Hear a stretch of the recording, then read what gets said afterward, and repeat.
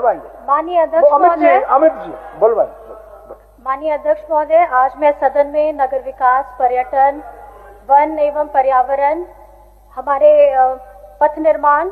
स्कूली एवं उच्च शिक्षा विभागों में जो बजट आवंटन हुआ है उसके समर्थन में तथा विपक्ष द्वारा लाए गए कटौती प्रस्ताव के विरोध में मैं आपके यहाँ पे खड़ी हुई हूँ। सबसे पहले मैं ये कहना चाहूंगी कि इस वर्ष में अबुआ दिशोम बजट जो आप लोगों ने सभी ने सुना है, ये सिर्फ एक कागजीय दस्तावेज नहीं है, ये झारखंड की आकांक्षा है, ये झारखंड का भविष्य है और ये झारखंड का स्वाभिमान है और इसी को मजबूती से इस पटल पर रखा गया था। ये बजट उस विचार से आता है कि झारखंड का जो बजट है वो सिर्फ आंकड़ों में प्रदर्शित नहीं होगा, वो अंतिम व्यक्ति तक पहुंचने का काम करेगा और उसके विकास के लिए काम करेगा, जो आज भी जंगल में, पहाड़ों में, गांव में पूरी अपनी मेहनत के साथ अपना जीवन यापन कर रहा है। मैं जब सामने से हमारे विपक्ष के वरिष्ठ लोग इस बजट के लिए कटौती प्रस्ताव लाते हैं तो कभी कभी आश्चर्य होता है अध्यक्ष महोदय कि क्या इन्हें झारखंड की प्रगति दिखाई नहीं देती या ये उसे स्वीकारना नहीं चाहते। जब ये झारखंड बना था और बनने के बाद जब हमारी गठबंधन की सरकार इस जिम्मेदारी को संभाली थी, उस वक्त झारखंड का कुल बजट हमारा 86,000 करोड़ था, जो आज बढ़ करके 1,58,000 करोड़ हुआ है, जिसके लिए मैं वित्त मंत्री जी को बहुत बहुत धन्यवाद देना चाहती हूँ। मतलब कुल बजट का 70% की वृद्धि हुई है। ये जो वृद्धि है ये आंकड़ों की वृद्धि नहीं है अध्यक्ष महोदय, ये झारखंड के आर्थिक विकास की वृद्धि है आज। और ये जब वृद्धि हुई थी उस समय में सिर्फ झारखंड नहीं, देश नहीं, पूरे विश्व में महामारी की हालत हुई थी, आर्थिक संकट आया था और उस आर्थिक संकट में भी हमारी अबुआ सरकार ने अपने झारखंड के लोगों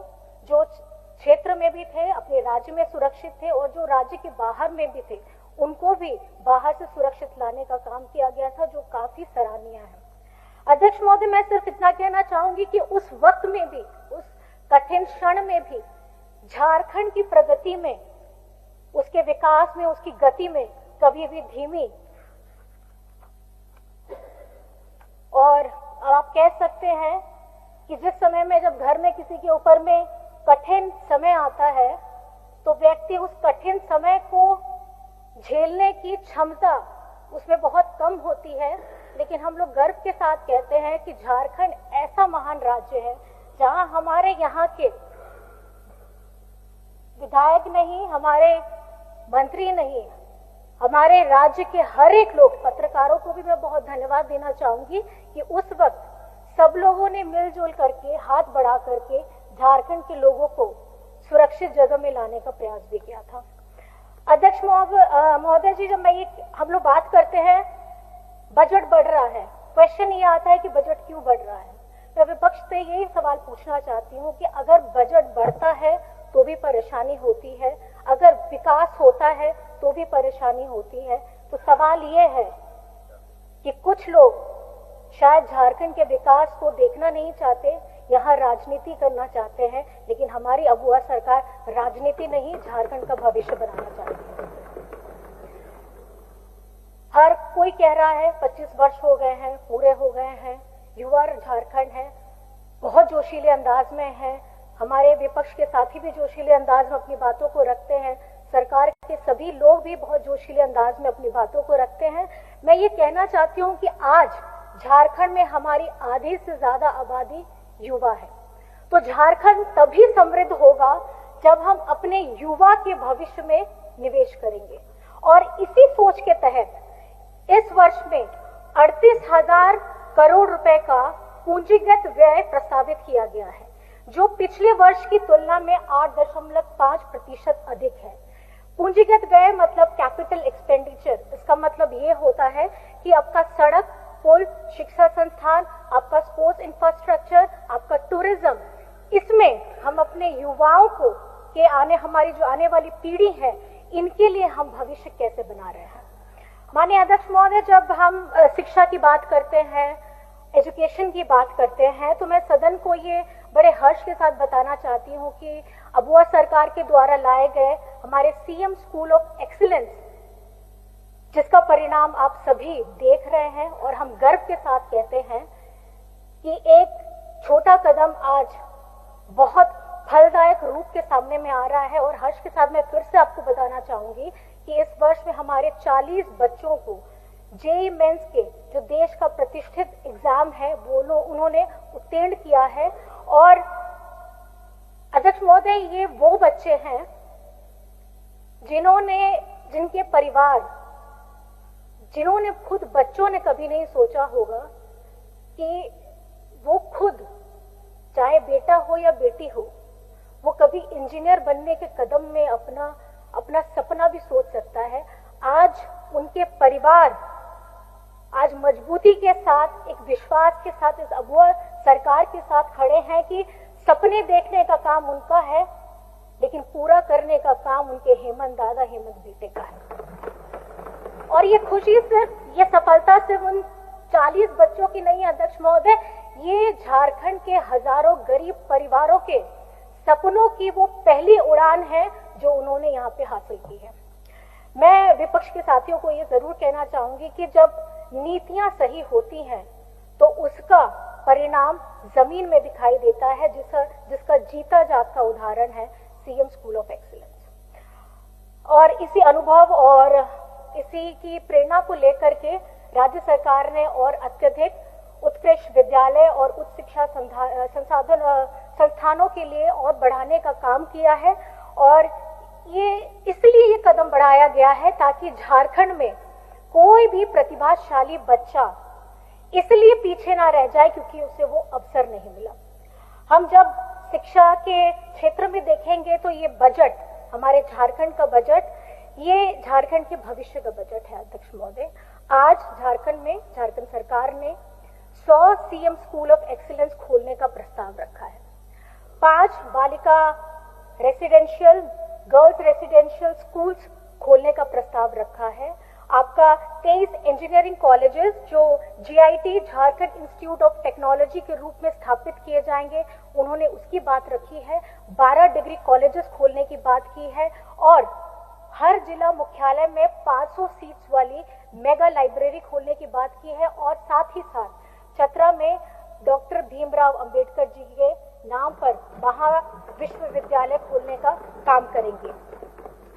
अध्यक्ष महोदय, ये जो निर्णय लिए गए हैं, ये जो बातें कही गई हैं, ये शिक्षा के क्षेत्र के लिए बहुत बड़ी बात है, जो अभी आप लोगों को समझने में हो सकता है कि कागजी बातें लगे, लेकिन ये जब धरातल में आएंगे तो मैं चाहूंगी कि उस समय आप हम लोग के लिए ताली जरूर बजा दीजिएगा। जी आज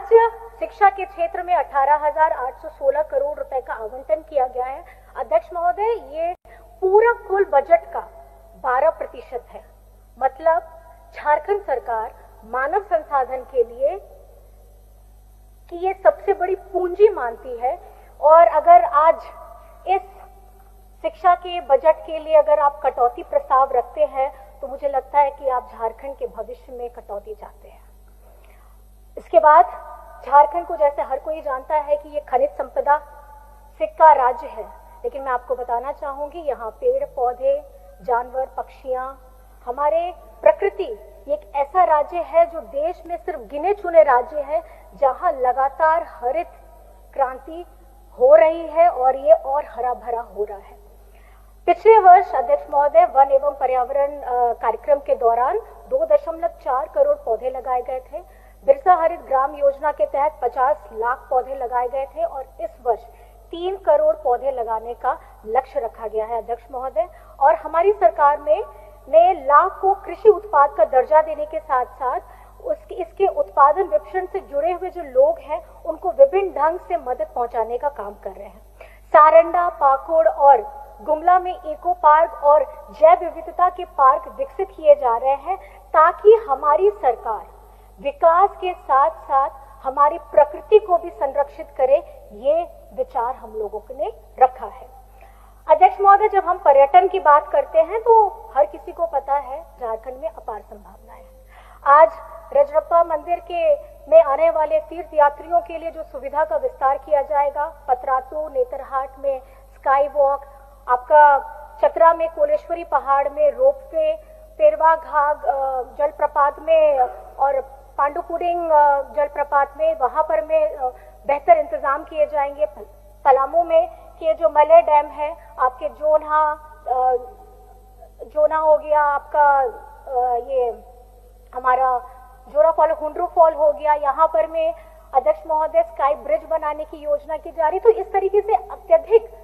हम लोगों ने पर्यटन को बढ़ावा देने का काम इसलिए कर रहे हैं ताकि ये पर्यटन के साथ साथ हमारे स्थानीय लोगों के लिए एक रोजगार का अवसर भी बन सके। और मैं इसके साथ ये कहना चाहूंगी, झारखंड की ये जो धरती है, ये मानव सभ्यता और इतिहास के, पृथ्वी के प्राचीन इतिहास का एक जीवंत प्रयोगशाला है। कई भू वैज्ञानिकों का मानना है कि अध्यक्ष महोदय, आज का जो हमारा झारखंड है, जो छोटा नागपुर पठार पर स्थित है, ये उन अत्यंत प्राचीन भूभागों में से है जो समंदर से सबसे पहले उभरे हैं। और भूवैज्ञानिक मतलब जियोलॉजिस्ट जो होते हैं, उनके अनुसार जो छोटा नागपुर क्षेत्र है, ये ऐसा प्राचीन स्थिर भूभाग है, ये वो भूगर्भीय संरचना है जिसमें लाखों वर्षों से वन संपदा, खनिज संपदा और जैव विविधता को संरक्षित किया है।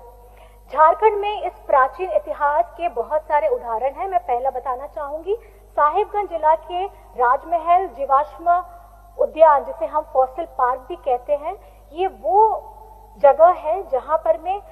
जो पाए गए जीवाश्म है, जो फॉसिल्स है, वो 10 से 14 करोड़ वर्ष पुराने हैं। मतलब ये उस समय का काल है जब बड़ी बड़ी वनस्पतियां होती थी और वहां पर में डायनासोर का युग होता था। आज ये सिर्फ भारत में ही नहीं, दक्षिण एशियाई के पैलियोबॉटनी और हमारे भूविज्ञान अध्ययन का एक महत्वपूर्ण केंद्र भी है अध्यक्ष महोदय। और इसी प्रकार से हजारीबाग जिले के बड़कागांव क्षेत्र में मिले हमारे मेगालिथ इतिहासकारों के लिए, पुरातत्वविदों के लिए एक महत्वपूर्ण स्थान रखते हैं। ये विशाल पत्थर की संरचनाएं हैं जो हजारों वर्ष पुराने हमारे मेगालिथिक संस्कृति का प्रमाण करती है अध्यक्ष महोदय, जो ये बताती है कि ये जो क्षेत्र है जहां ये सारी चीजें हैं, ये हमारी मानव सभ्यता और हमारे एक प्राचीन इतिहास की एक समृद्ध परंपरा है जो वहां कई वर्षों पहले से थी। इसके अतिरिक्त झारखंड में कई जगह है, जैसे नेतरहाट है, सिमडेगा है, गुमला है, आपका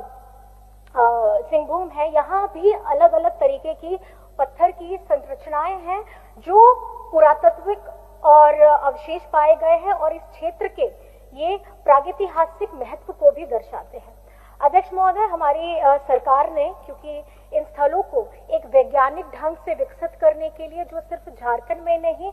ये पर्यटन क्षेत्र के लिए नहीं, बल्कि आने वाले समय के लिए भूवैज्ञानिक तौर पे और मानव सभ्यता का जो अध्ययन करना चाहते हैं, एक अंतर्राष्ट्रीय केंद्र बनाने के लिए, विकसित करने के लिए काम करना चाहती है अध्यक्ष महोदय। जैसे दुनिया में कई देशों में, ऑस्ट्रेलिया है, आपका दक्षिण अफ्रीका है, कनाडा है, उन्होंने अपने प्राचीन भूगर्भीय स्थलों को विकसित करने के साथ साथ उन्हें वैज्ञानिक पर्यटन और शिक्षा का वैश्विक केंद्र बनाया है। उसी प्रकार झारखंड में हम भी जीवाश्म उद्यानों का विस्तार करेंगे, आपका मेगालिथिक स्थलों का संरक्षण करेंगे और भूवैज्ञानिक व्याख्या, जिसे हम जियोलॉजिकल इंटरप्रिटेशन सेंटर कहते हैं, उसको विकसित करके, उसको स्थापित करके आगे बढ़ने का काम करेंगे, जिससे हमारे आने वाली पीढ़ियां ये समझ सके कि झारखंड का इतिहास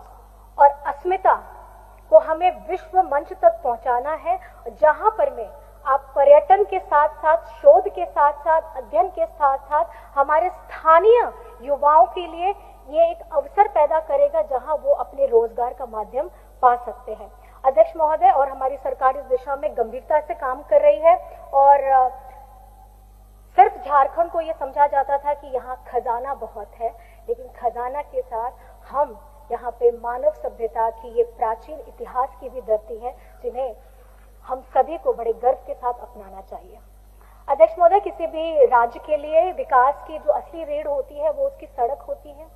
वो उसकी आधारभूत संरचनाएं होती हैं। जब झारखंड बना था तब हमारे झारखंड में यहाँ पे सड़कों की जो कुल लंबाई थी वो 5400 किलोमीटर थी। बढ़ करके 15,000 किलोमीटर हो गई है और इस वर्ष में 785 किलोमीटर नई सड़कों का उन्नयन मतलब अपग्रेडेशन होगा, 1200 किलोमीटर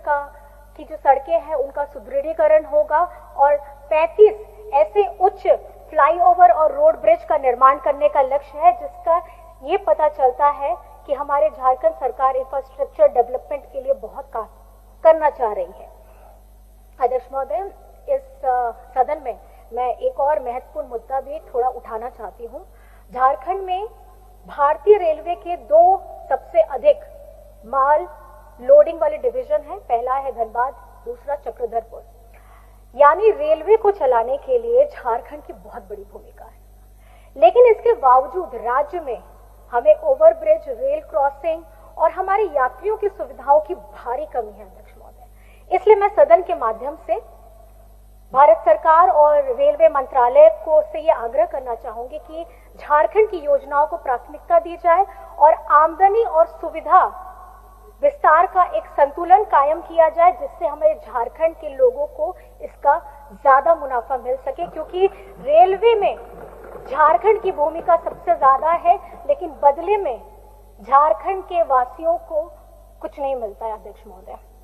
हमारे माननीय मुख्यमंत्री जी अक्सर कहते हैं हमारे राज्य की सरकार गांव से चलती है और हम गर्व के साथ कहते हैं,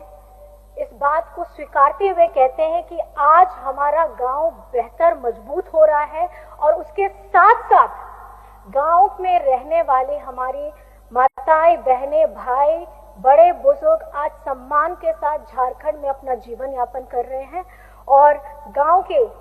बाद जब हम शहर की तरफ आते हैं अध्यक्ष महोदय,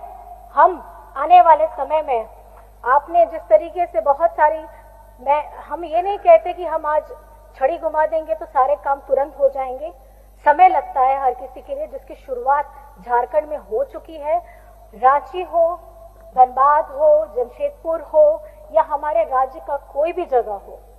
जिस तरीके से हमारे इंफ्रास्ट्रक्चर डेवलपमेंट की बात हम करते हैं, हमारे ओवरब्रिज की बात करते हैं, 4 लेन की बात करते हैं, ड्रेनेज सिस्टम की बात करते हैं, हम उस पर अपने काम को पूरी दृढ़ता के साथ आगे बढ़ने का काम कर रहे हैं अध्यक्ष महोदय। अंत में मैं बस अपनी बातों को समाप्त करने से पूर्व कुछ बातें बस कहना चाहती हूँ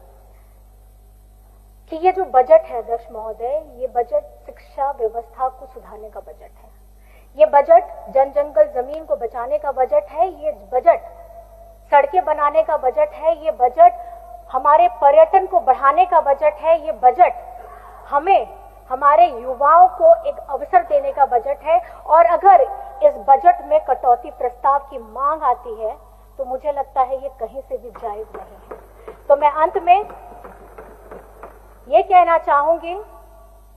झारखंड के मान, अभिमान, स्वाभिमान हमारे झारखंड के लोगों के लिए इस बजट में, खास करके आज के जो विभागों में जो संबंधित विभाग है, इसमें जो कटौती प्रस्ताव आए हैं, आप इसे अस्वीकार करिए और